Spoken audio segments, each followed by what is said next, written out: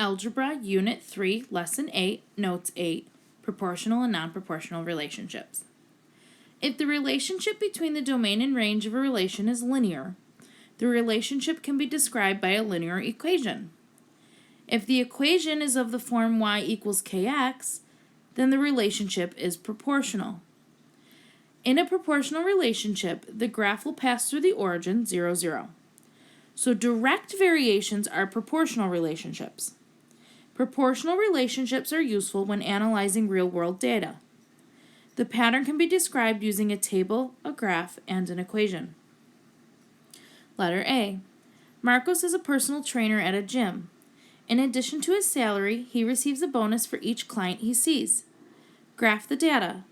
Write an equation to describe this relationship and use this equation to predict the amount of Marcos's bonus if he sees 8 clients. Okay, so the first thing we have to do is graph the data.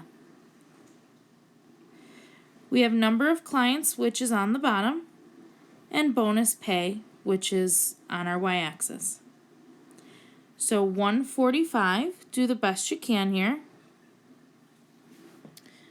Then we have 290,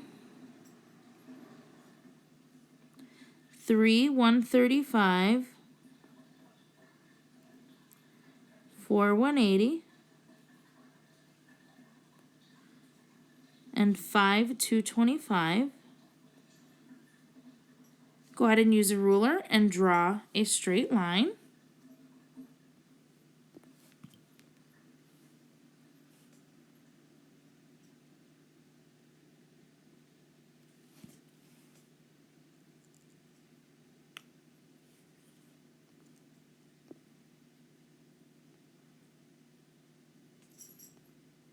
Okay. All right, now we need to write an equation. To write an equation, we're going to choose slope-intercept form. We need the slope and the y-intercept. Well, the slope is our change in y over change in x. So we can pick any 2 points. The change in the y is plus 45, and the change in the x is plus 1. So our slope is 45 over 1, which equals 45. To find our y-intercept, we can look on the graph, or we can plug it in if we are unsure. So we would plug it into our y equals mx plus b, which is our slope-intercept form. Pick a point. I like to pick a point that has small positive numbers, but it doesn't matter. Our y is 45 equals, our slope is 45, and our x value is 1, and we don't know b. That's what we're trying to find. So we have 45 equals, 45 times 1 is 45, plus b, subtract 45, and we get our y-intercept as 0. And again, this can be found on the graph as well, but not all relationships are proportional, so this is another way we can do it that will always work. So our equation in slope-intercept form is y equals, our slope is 45, so 45x, and our y-intercept is 0. Now, we don't have to write plus 0, so our equation is simply y equals 45x, where 45 is our constant of proportionality, or our k. So that's the equation. Okay, lastly, it says use this equation to predict the amount of Marcos's bonus if he sees 8 clients. Remember, x represents the number of clients, and we want to know his bonus pay, which is y. So if we have 8 clients, what we're doing here is we're plugging in 8 for the x value. So 45 times 8. Go ahead and do that calculation. 45 times 8 is 360, so his bonus pay is $360. Letter C. The table shows the perimeter of a square with sides of a given length. Graph the data and write an equation to describe the relationship. What conclusion can you make regarding the relationship between the side and the perimeter? Okay, so this time we are given the table and we are not given any labels on our axis. On our axes, I should say. So our independent variable is going to be the side length because the perimeter depends on that side length, so therefore perimeter has to be dependent.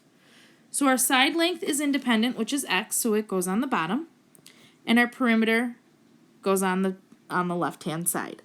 Go ahead and write those labels in. Okay, so I have my labels side length and perimeter. We also don't have any scales. Well, if we look at our side length in our table, it goes from 1 to 5. So we could fit quite a bit in there, so I'm probably going to skip every other line and then draw in 1 through 5. Okay. I'm going to zoom in a little bit so it's easier, and I'll zoom back out. So if this is 0, I'm going to skip a line. This would be 1, 2, 3, 4, 5, 6, and 7.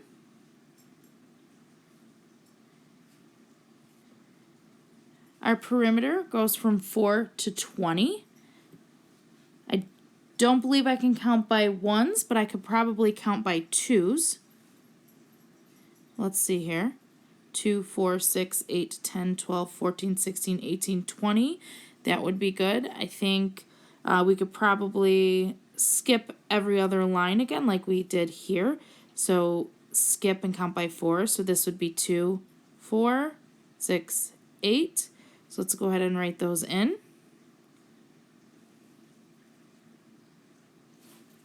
So again, I want to skip just to save myself some room. 2, 4, 6, 8, 10, 12, 14, 16, 18, 20, 24, and 28.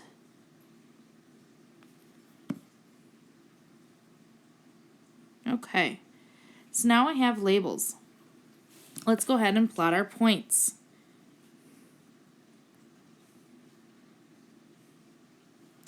One, 4,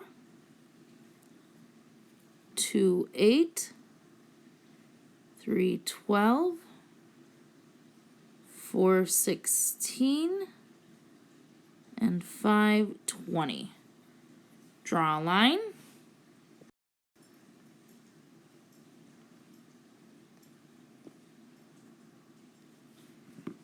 Okay, so there's our graph. We need to write an equation, so we need our slope and our y-intercept. So pick any 2 points and find the change in y over change in x. The y increases by 4, the x increases by 1. So our slope, which is change in y over change in x, is 4 over 1, which is 4.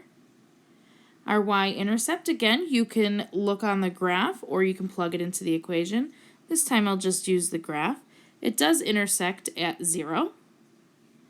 So my equation is y equals 4x plus 0.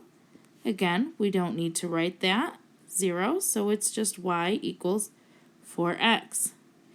This time it doesn't ask for a prediction, but it wants to know the relationship between the side and the perimeter. Well, I know the perimeter, which is our y, okay? Our perimeter is 4 times the side length. So go ahead and write that in. The perimeter is 4 times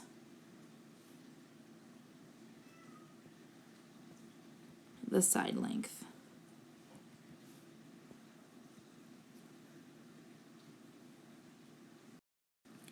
Some linear equations can represent a non-proportional relationship. If the ratio of the value of x to the value of y is different for selected ordered pairs that are on the line, the equation is non-proportional and the graph will not pass through the origin.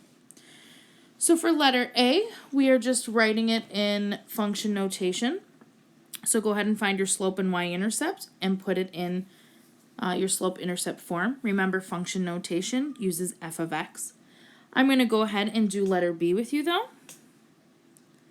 Write an equation in function notation for the relation shown in the table. So we need to find our slope, which is our change in y over change in x.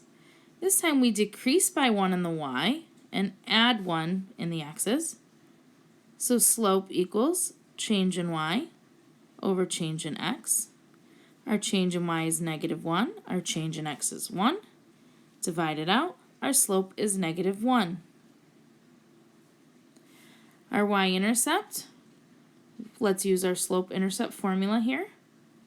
I'm going to use any point. I'll just use the first one. The y value is 3. I know the slope is -1. The x value is 1 plus b.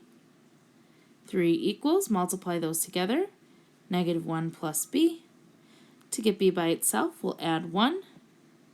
4 equals b. So I have the slope, I have the y-intercept.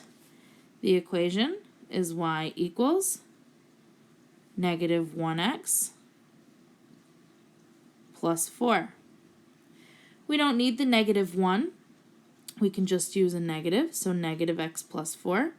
However, again, this one asks for function notation. So I'm just going to replace that y with f of x. F of x equals -x plus 4. Go ahead and finish the rest of the problems.